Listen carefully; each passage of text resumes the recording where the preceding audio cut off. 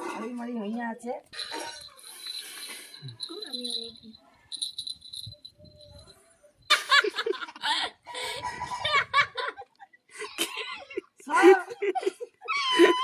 গন্ধ চলে যাও